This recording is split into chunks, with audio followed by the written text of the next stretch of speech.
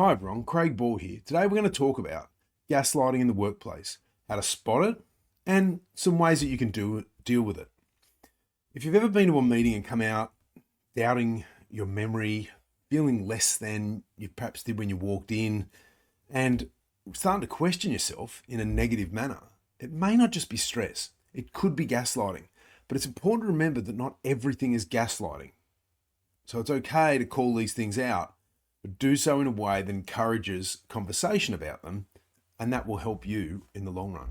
The three things we're going to talk about, which may be gaslighting, include denial of reality, twisting the narrative, and undermining your confidence. So denial of reality, as it sounds pretty simple, is you bring up what you think is a legitimate complaint and get told, recalling a scenario when something occurred, and you get told, that never happened. Now, often it'll be clear because they'll snap back at you, that never happened. So the question you can ask yourself is, do I have the evidence of this? So it's important to remind yourself when something negative happens and think, I'm going to bring that up later. To actually just make a note in a diary or a notebook. You may do it online if you wish, and just put the date, time, what was said, who said what you think happened. Try to keep it to the facts as much as possible. That way, if it becomes repeated, you now start to get, by the same individual, you now start to get a dialogue of what's happening. And that's an important piece if it ever goes much further than that.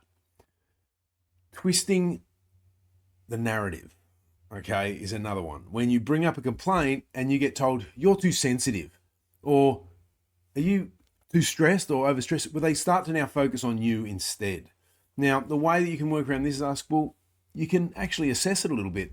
I had a situation like this many years ago where I was told a bunch of things, and whilst some of them were untrue and it did turn out to be bullying, there's some points in there that you try to take some valuable lessons out of it. As one of my mentors said, he said, look, just ask yourself, but there's things that you perhaps didn't do that were included in that comment. So see what you can take out of it, but ask yourself, is that really, am I too sensitive or am I being fair? And if you don't believe that you are, say, look, no, stand your ground. I don't believe that that's fair. And to make accusations about myself and to not even consider what I've said to you, writing it off and telling me that I'm too much of this or too much of that is actually disingenuous and hurting the conversation. And I'm trying to get to a resolution here, and I'd really appreciate if we could stick to task that I'm trying to bring up.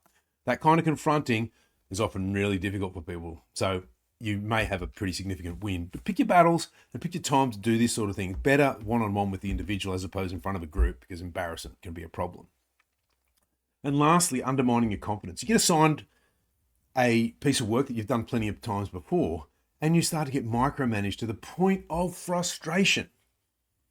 So one of the things you can ask yourself, is it true that I'm not competent at this? When you know that you are, and if you believe you are, so you know that that's the truth. So tell yourself that you don't need external validation in order to know that you're competent. Just stick to what you understand. Is it helping?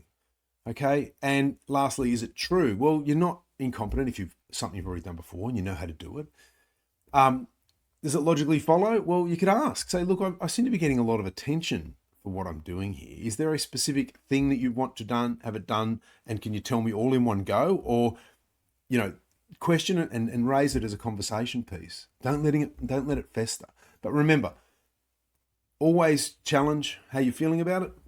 Be prepared to challenge the situation. And hopefully you can start to get rid of gaslighting in your workplace.